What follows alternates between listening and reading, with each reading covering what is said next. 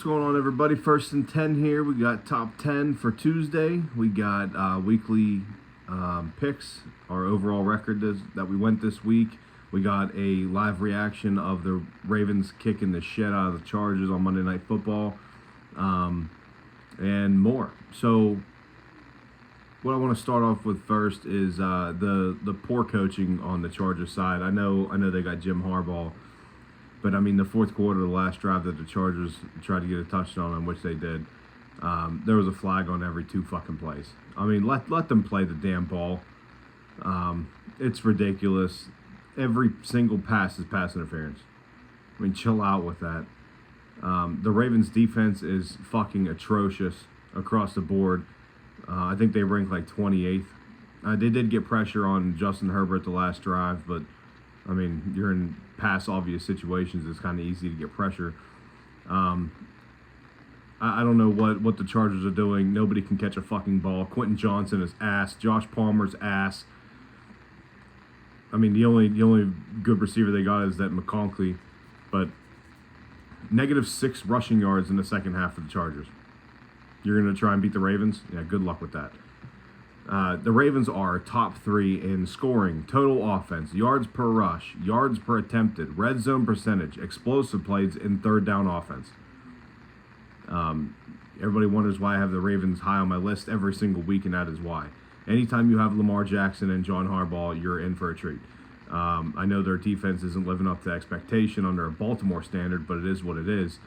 The Ravens jump out to 8-4 with a crucial fucking win in the AFC. What's going to worry me, though, for the Chargers going down the road in the next 5 weeks, they do have Dolphins on their list. And I think Dolphins are the one team this year that'll get hot mid-season and they'll make a ride to the wild card. I wouldn't be surprised if it happened. I guess we'll just see what happens with that. The Ravens defense is just ass. I can't trust them going down. I mean, going down the rest of the year, down the stretch, it's going to be hard to trust them. But, I mean, it's still the Ravens. Lamar Jackson's going to give you a great show. What worries me about Lamar Jackson, though, he's terrible against Kansas City. And if you're facing Kansas City in the playoffs, that's terrible because Kansas City's going to have home field. And that's another team, no exceptions with the Kansas City Chiefs. They're far down my list this week. So that is the live reaction of the Ravens and Chargers. We're gonna jump into top 10. This will be a top 10 for Tuesday.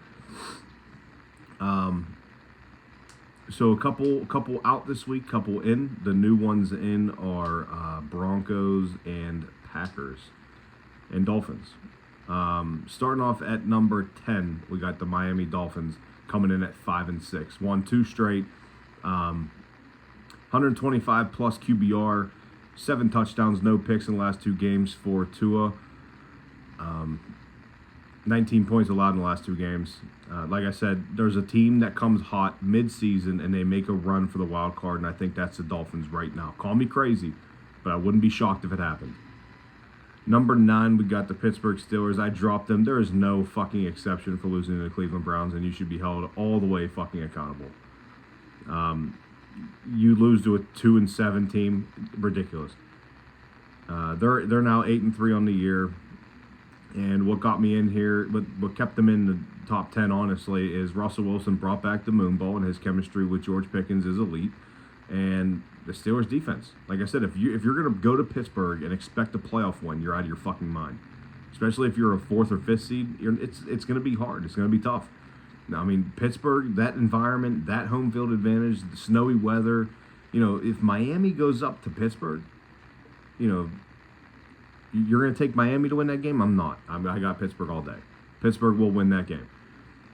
So they're at number 9 at 8-3. Coming in at number 8 this week is the Denver Broncos at 7-5. 105 plus QBR in the last 5 games for Bo Nix. 15 touchdowns and 2 picks. He's definitely on fire right now. He's leading every statistical category in rookie quarterbacks right now. Sean Payton is the man. They are 7-5 on the year now, fighting for a wild card spot. I mean, what else to say? I mean, they're in a tough division and they're 7-5. I mean, a year ago, same roster. I mean, they weren't even 7-5. So you got to give it up to Sean Payton and what he's done with that offense and that defense. Coming in at number 7, we have the Kansas City Chiefs. I did drop them to 7. It is fucking atrocious that you almost lose to the Carolina Panthers. I mean, it's terrible. I mean, Bryce Young is cooking right now, but the fucking Panthers, you're 9-1. Your first seed, you're gonna go to Carolina and almost lose? Bullshit. You're telling me you're gonna three-peat with this fucking team? Absolutely not. You are number 7. And the only reason you were number 7 is because you're 10-1. Number 6, we got the Baltimore Ravens coming in at number 6 at 8-4 on the year now. They just beat the Chargers. Like I said, I like the Ravens offensively. They're top 3 in literally everything. But their defense is ass. Across the board is ass. They only got pressure in the fourth quarter, and they only allowed -6 rushing yards in the second half of the game because it was past obvious situations. And it's easy to get pressure on Justin Herbert. The offensive line's getting worn down. J.K. Dobbins is out for the game. Nobody can catch a fucking ball. So, you're getting Justin Herbert to 3rd and long, 2nd and long. It's easy to get pressure. So I got the Ravens at 6. I really do hope that they turn that defense around because defense going on the stretch is going to be terrible. At number 5, we got the Minnesota Vikings coming in at 9-2. I did throw them back in here. Darnold, no turnovers in the last 2 games, and they're 2-0. So do I trust them in the playoffs? No. It's Sam Darnold. But are they a good football team? Yeah. They can probably win a playoff game. But my biggest question is what the hell are the Vikings going to do if they win a playoff game and you drafted J.J. McCarthy that high?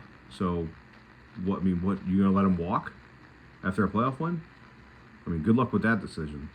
Number 4, we got the Green Bay Packers stepping back into the top 10 at 8-3. Jordan Love, he had a couple weeks off, so he was able to rest up a bit. So I imagine that this team would get hot.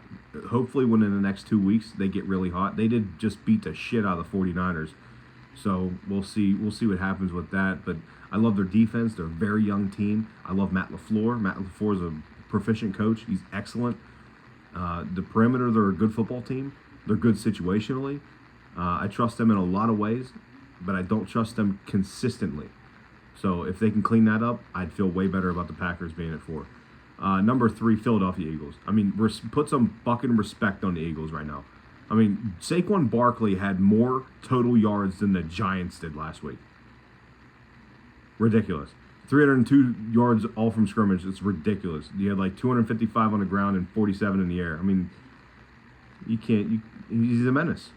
I mean, and Jalen Hurts don't have to do much. You got that offensive line. You got that defense promoting that pressure. You got Darius Slay, James Bradbury, C.J. Gardner-Johnson playing fast as hell on the side. I mean, how are you stopping that team? When Nick Sirianni stays out of the coordinator's way, they do a good job. So Eagles at 3. Buffalo coming in at number 2. I think they're the second best team in the league. It's the best roster that Buffalo's had this far. They have a running game now. Josh Allen doesn't have to really do everything anymore.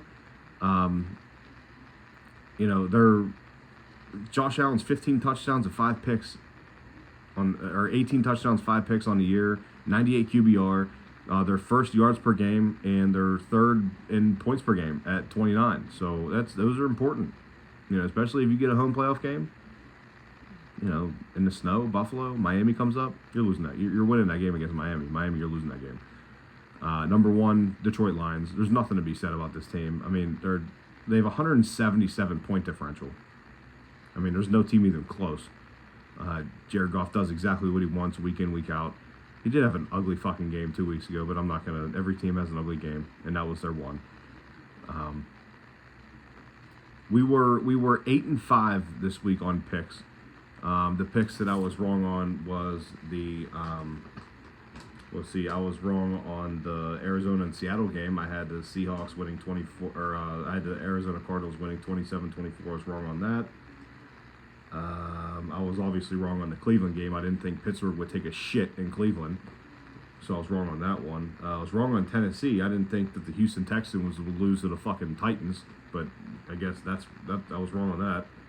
I didn't think the Commanders would drop to the trash can Cowboys. and they did. So, there's that. And I was wrong on the Baltimore and Chargers game. I had the Chargers winning by 1, thinking that Chargers only allow 15 points a game, and what's the Ravens' defense? I figured Justin Herbert would go off and throw 4 touchdowns, but what am I thinking? That's it for right now. That covers Top 10 Tuesday. That covers weekly picks. That covers the recap of the Ravens and Chargers game. Tune in next time, and I'll see you guys next time. Thank you.